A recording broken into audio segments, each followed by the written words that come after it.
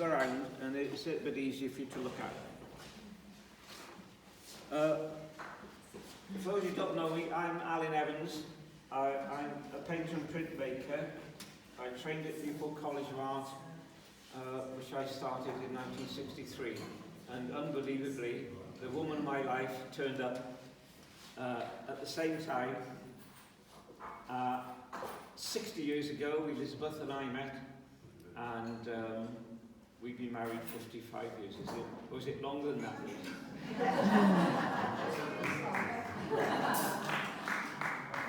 So our wedding anniversary on 27th of October. So we came up to Cheshire after a stint in London to work in schools and colleges in Cheshire. Right, now, I've spent most of my life painting, but in the 20th century, things changed, 21st century, things changed a bit, and I adopted a lot of painting, printmaking. And the technique I use is called screen printing. And I've got a screen here that I use. This is the kind of imagery I build onto a screen. This is just an odd hammer aggressive shape. I don't know what it is. It was left over from a lino cut I made ages ago, but I thought that's an interesting shape. That's a Georgian sugar snips, which I'll talk more about later on. One of the buildings on the waterfront, one of the three braces. These are shackles that appear in a cabinet in the Liverpool Maritime Museum, Slavery Museum, and these are just little images of boys. They're all exposed onto a screen. The screen is coated with a light-sensitive emulsion. And I expose the screen, or I put it down on a sheet of glass. There's an ultraviolet light underneath, and I just expose the screen for 2 minutes, 3 minutes. But these images that you see as white are black drawings, and they obscure the light from hitting the light-sensitive emulsion. So the bits that you see as blue have been exposed to the light, and they harden and remain in the screen. And then the other bits are taken to the bath at home and just wash it down with a shower attachment, and I get the images which are kind of ready to print. You see, I print the images usually one at a time, and on a picture like this, a print like this at the back, they're built up of different, each one of these different things. That pair are printed together, that one's printed separately, that's printed separately, the circle is printed separately. So they build up. So there's about 10 different exposures on the screen. Can I just bring this screen over? Yesterday we did a little workshop, which from my point of view was incredibly enjoyable. It was with Year 6 children from what used to be the Weavervale School. It's now called Frodsham Primary Academy, of the Warrington Academy group. But we did a little screen. I built a little, on a drawing board, a little bit of what's called a screen printing bed. And we printed what I'd previously exposed 2 small images, one of the Brooks slave ship and one of an image that I developed while working with Stephen and Frodsham churches together. And Stephen's got the artwork here, the original artwork. And on a very, very very much reduced scale, we got this stamp out modern slavery symbol, which I worked on with the children, and I explained to the children yesterday morning. Now, they did a most fantastic set of prints and responses, some of which that remain here for you to look at later on. So that's how the thing is set up. So it's on a hinge, the screen comes onto a hinge, you put your paper underneath, you want to know exactly where your print is going. So if you get a print out, I get a small print which is on the go. So it's different series from these, but I'm experimenting with different things. So you put the paper underneath a registration sheet, just a sheet of cellophane. The image that you're making, maybe a small one with the figures in the vote, is printed onto there, and then you move your paper around to get it in the right position to do one print. So you can imagine on any one of these, there are lots of different prints printed on top of other prints, or even cut out and glued down and printed on top of again. It's a very, very simple process, but you can build it up in quite a kind of complicated way. That's the process of screen printing. When we got to COVID, 2019, I was doing prints of Liverpool waterfront, just the buildings, looking in and out through the buildings, and I thought there's more to the waterfront than what you see walking through the urban landscape. I went into the museums and saw a lot about the history of Liverpool. I went down underneath Liverpool 1 to have a look at the old dock, and got quite a lot of information about the history and development of that waterfront from 1715 onwards. That's when the old dock, which was the new dock, the first ever dock in the world that had gates that opened onto the sea, and when the tide came in, the gates opened and the ships moved back and forth. First time in the world that was done in Liverpool, and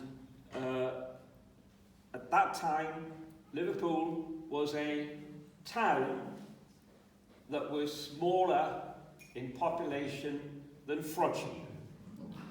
So you can see how 300 years ago, the thing, as a result of this one dock being built in Liverpool, merchants came from London, Bristol, because they could unload their cargo or stock up much, much more quickly in Liverpool, and that meant profits. So I think there were about 20,000 people in Liverpool by 1750. I've got some notes somewhere. Yeah, exactly right. I'm exactly right. 20,000 people out of it. And then, of course, it grew and grew exponentially with the trade that was substantially to do with the shipping of black Africans. But how did they get hold of the black Africans? The Liverpool merchants and their supporters, the insurers, the lawyers, the recruiters, shipbuilders, they built ever bigger ships to accommodate the trade. But they had to fill the ship in Liverpool with iron, with cloth, cloth from Manchester, cloth from India, all over Europe, with trinkets, jewels and so on, and sell these, take these down to Africa on the first passage.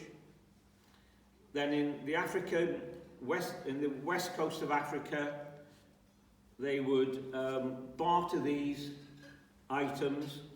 The African tribal chiefs would offer them gold, because gold mining was extensive in West Africa, but the captains employed by the English merchants wanted human beings. That was their cargo, that was what they came for. So they offered their cloth, their iron and other items in exchange for human beings. So the Africans went into the interior, captured their fellow inhabitants and sold them on, and they were held in forts on around the Cape, and for months and months they were held there and shipped over to Caribbean initially.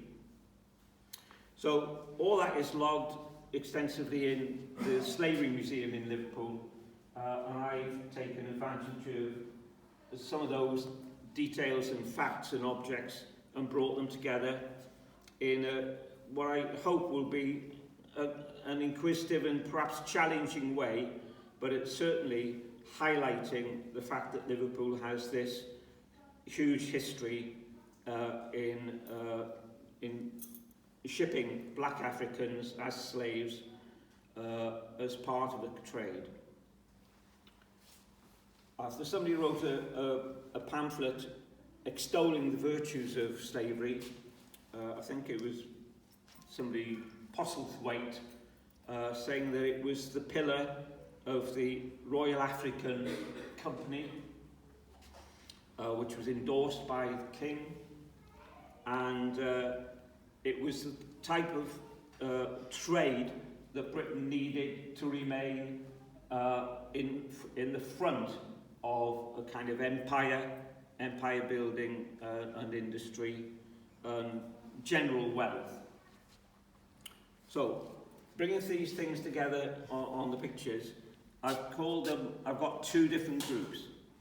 The Liverpool waterfront, Sweet Heritage, and this theme mainly revolves around the idea of the import of sugar and the plantation trade associated with it, and the exploitation of African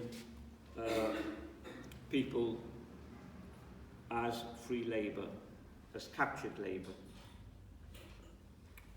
And the other one is to do with saltwater shore, and it's probably appropriate now to mention the idea of salt water. When the captains loaded their ships in Africa with black Africans, sometimes they were there for 2 or 3 months trying to build up a cargo. The Brooks ship, which I've got a diagram of here, was built, I think, in 1781, and it was built to accommodate 454 human beings. That would be women and children as well as men, but men, healthy young men, were the priority. And on its first cargo, Captain Noble assembled 650 slaves. So if you went on a cruise next week and the ship only held 1,000 people, but they put on 1,500, you'd be a little bit alarmed. You wouldn't be chained down to your bunk for the whole of the voyage, and the voyage wouldn't be over in a fortnight. It might take 2 or 3 months, and you might be lucky to actually survive. So this is the most ridiculous, loose interpretation of rules and regulations, and they obviously weren't inspected a great deal. So the second series, which is I'm just starting to develop, is to do with the shipping of the slaves and how that comes into the Liverpool waterfront. And every new slave that was shipped from Africa, the auctioneers in the Caribbean, and the captains of the ships would call them saltwater slaves. Now, interestingly, Liverpool didn't see a saltwater slave, but the oceans washed up the idea that this trade was going on. And as the ships came from north of South Africa, the Caribbean and South America, South USA, back into Liverpool with their cargoes, they were bringing the kind of slave ships stacked with these goods into a newly established port which was thriving on the riches of the merchants that came to live there. So they're interlinked. On this one of the children said, "Why have you put a banana in the picture?" Well, the banana was one of the commodities that was transported along with sugar mollusk in barrels for refining in Liverpool. And I wanted to kind of interact these things with the edifice, the buildings that you could see in Liverpool. So they became as important as the buildings. This is a sugar cone, and it appears in quite a lot of the pictures.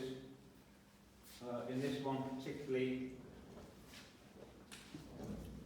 you can see the sugar cone printed in a kind of white silhouette there, and it doesn't make an appearance in that one, but it makes an appearance strongly in this picture here. We've got a sugar cone on top of the dock wall, and again down amongst the banana waves, the banana ocean.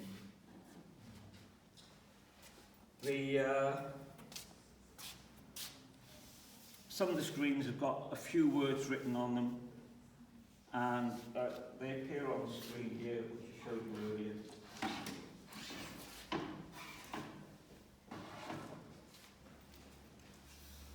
The writing and the building. The interesting thing is when you've done a whole series of screens like this, I've got a little bit of writing down here, which I've got in 2 different sizes, and you can print them on. You'll see it a bit later on if you can have a look very closely at them.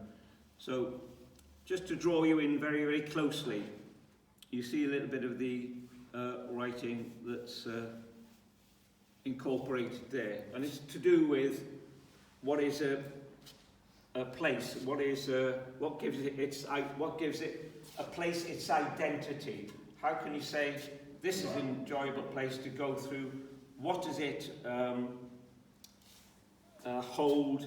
What features stand out and come together in a grouping?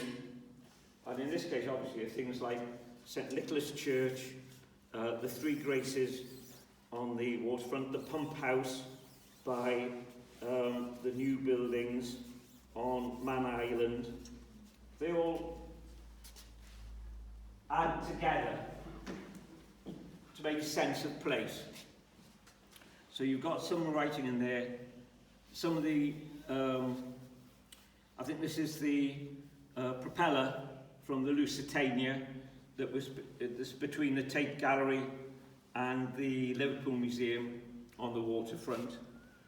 And this is one of the buoys that was brought up off the Mersey. And I like the idea that these are no longer relevant as part of an industrial maritime role, but they still have a heritage role. So they're no longer floating on the water as guidelines for ships coming in and out, but they're up on the dock wall, and you see them as a kind of a heritage exhibit, but useless in terms of the economy of the city.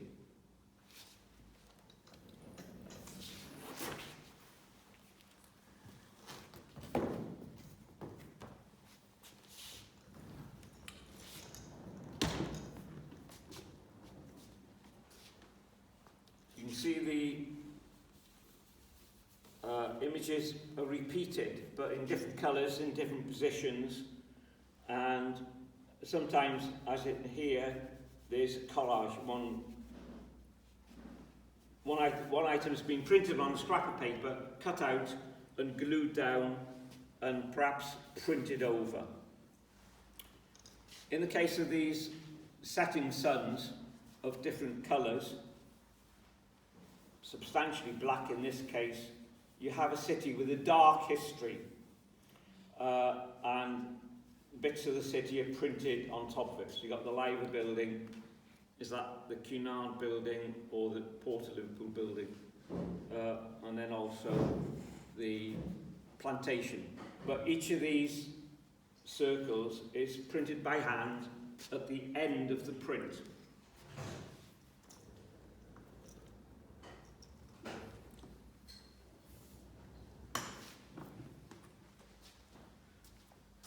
The process is sometimes quite risky. You can get so far with an idea and it has to change. But when it's just wonderful fun when I'm sitting in the studio thinking of ideas and developing ideas, that you bring things together, you quietly contemplate something, and you build an idea, and all the pictures that you're looking at here, apart from what I'm going to show you in a minute, are built around a black rectangle which forms the basis of the picture. And you can see it developing here. I've used a section of the Brooks slave ship to gradually build up a kind of this repetition idea of something going back and forth all the time, and I'm building it up on a black rectangle. But the black rectangle will appear underneath it later on, and it's drawn out there in a very light pencil mark. I like that idea, and I'm developing two of them. Hopefully both will succeed and get to the end of the print without any mistakes. But this one has gone at one stage further, where I've drawn in a black line around it, and I'll now consider what to do next. I might print some other objects in there. It might be the shackles, it might be the image, which is a version of the stamp out modern slavery image which was here, which I showed you earlier. So I've got that obviously on a reduced scale up here, and on a smaller scale there, where I've printed the whole thing, where I've printed it partly over black and partly over a piece of gesso, a gesso. This red oxide undercoat that artists use is called a gesso. I wetted a patch of the paper horizontally and dripped into it some of this gesso, and when it's dry, I've screen printed the stamp out slavery graphic on top of it. That's one of the few where I've missed out the black bar and just left the gap. Here the black bar is building nicely. That footprint may be printed on here, and then I'll hand paint all the bits around it to make it look as if the black bar appears behind the screen prints that have gone down earlier.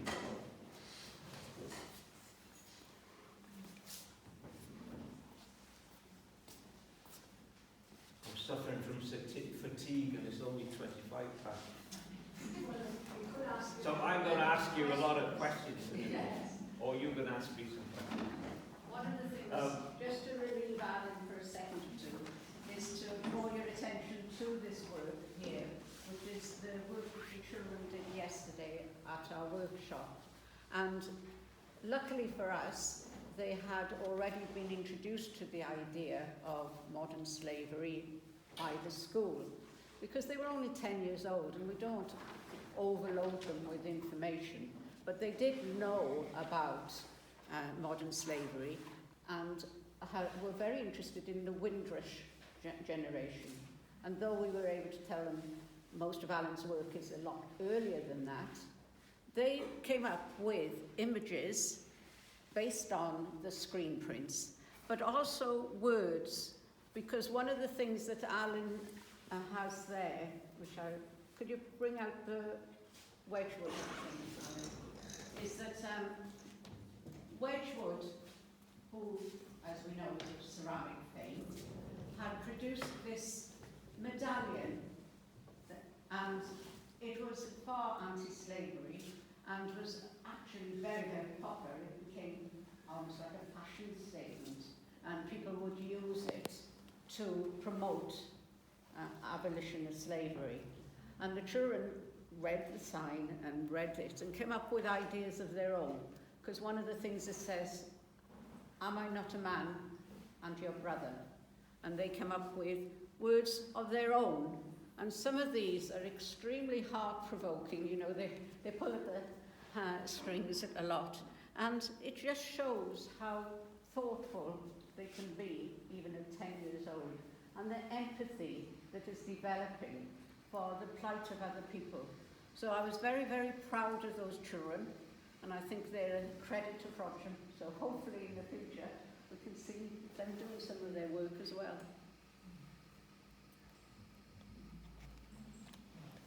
Okay, I've introduced the bar very early on, at a time when I was doing some other prints. I think I saw them here earlier.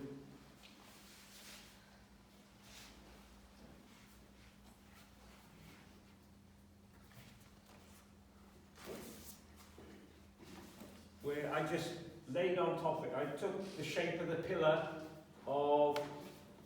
those orangey red pillars around the Albert Dock, the Royal Albert Dock, and placed inside the shapes other bits and pieces that relate to the history of those docks or that water, because this occurs obviously before the ships ploughed through these waters before the Albert Dock was built. But the original dock that I talked about at the beginning was just 200 or 300 yards behind. And as the old dock became incredibly successful and more docks were built throughout the 18th century, we then get to the Albert Dock that was built in the 19th century, I think about 1854. Okay, so the bar was introduced, the rectangle was introduced because to me it could be interpreted in lots and lots of different ways. I saw it as black,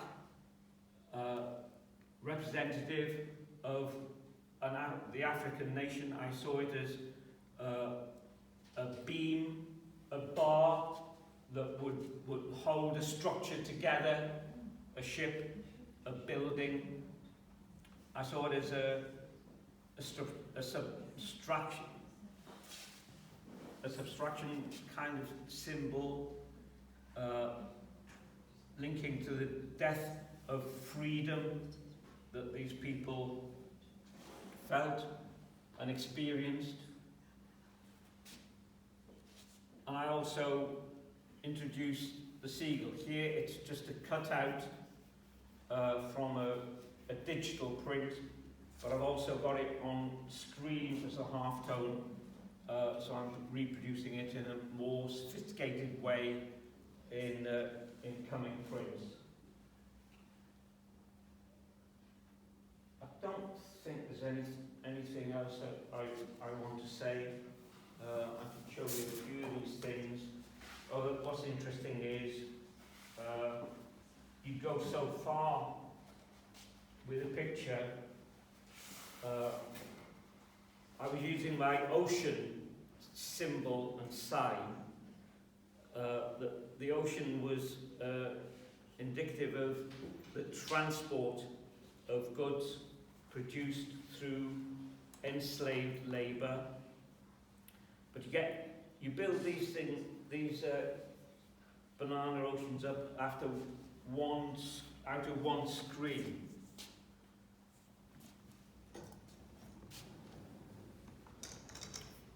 You can see on this, one of the earlier works, the banana screen is just a narrow strip, but I wanted to make the ocean without the black bar deeper and deeper, and then put the Liverpool buildings on top of it. But when I got to the last one, I smudged it. So after 2 days' work, I just had to start again. So I've scrapped that one, and I'm just in the process of printing another one. So I've got to that stage successfully again, but I'm afraid to go any further at the moment. I'm just going to leave it to one side until my confidence builds up. This one I printed. Would anybody like to ask you some questions? Yeah, I'm sure they would. I'm sure they would, Liz. I'm sure they're all dying to ask me questions. But I've got a second wind. This one I printed the dock wall, put my bar in behind it. You see these arrangement of rocks. If you look at the pilot's house, is it?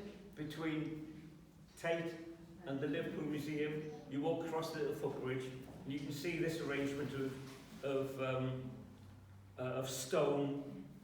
It's actually taken from that, and it's very, very accurate.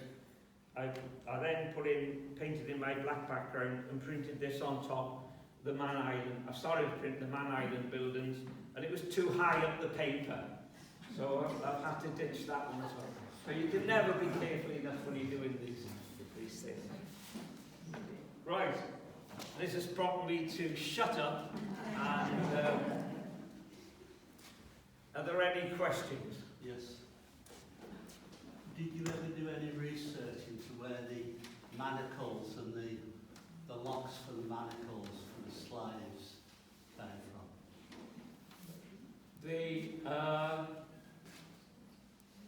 Yes.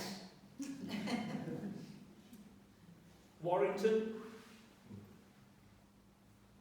St Helens, they were manufactured in those places, brought aboard at Liverpool, and you've got more information for us. Yes, I have. Yeah.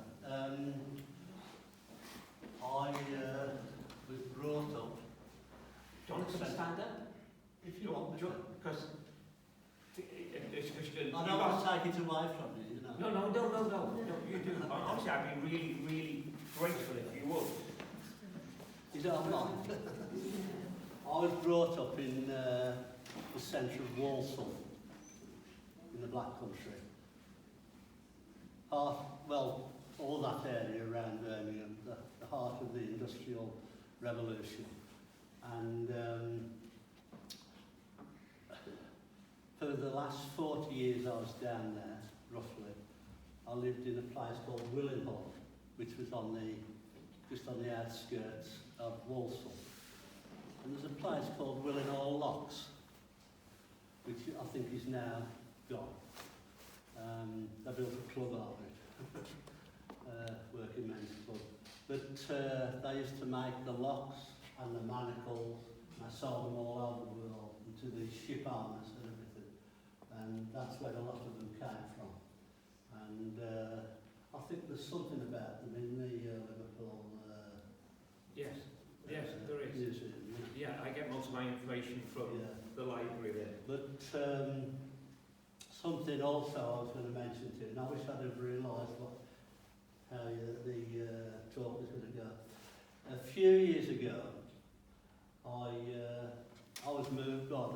saw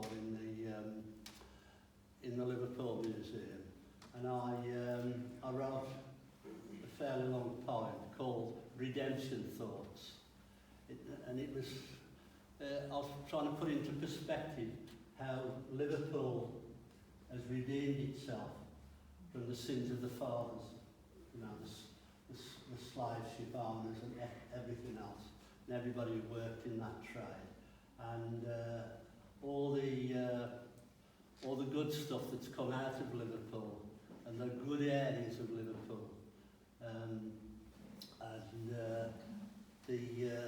the music, the songs, the talent, the poets, all the musicians, everything that's gone all over the world have redeemed the sins of the fathers.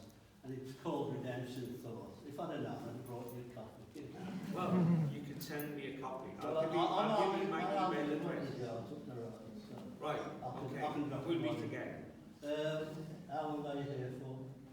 Oh, 6 years? maybe 10. I'm in this exhibition.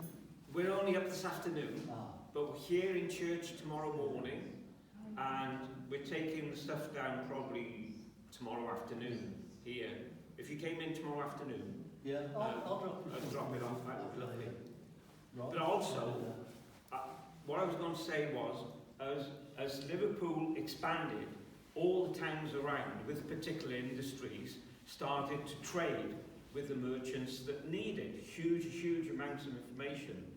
And I was going to bring in Birmingham as another source of iron founders, but you'd have told me I was wrong again, wouldn't you? Because it's not Birmingham, it's Walsall. Well, not just Walsall, but Willenhall Locks was one of the biggest makers of these shackles and locks for the slaves. Yes. You might have to And the manillas that were used as currency, as well as for re-smelting by the Africans when the metal got down to the west coast of Africa. Yeah. And from what I recollect, from what I read, a lot of the African chiefs weren't just trading in, goods. They were actually doing some of the capturing and enslavement before. They did all the capture. Before they the white men couldn't go into the interior. They stayed in the forts because they were vulnerable. And it's the white slave owners, whatever you want to call them, the slave ship owners, they weren't always to blame for everything. No. Because there was a lot of people involved, including the black African. Yeah, but the black African, the tribes were always fighting with each other, even with the same peoples of the same language groups. But one of them would dominate another one, and then they'd go in and capture the weak ones and sell them on to the traders, the European traders, and later some of the American traders. I think it's brilliant what they do. Thank you. Thank you very much. Thank you.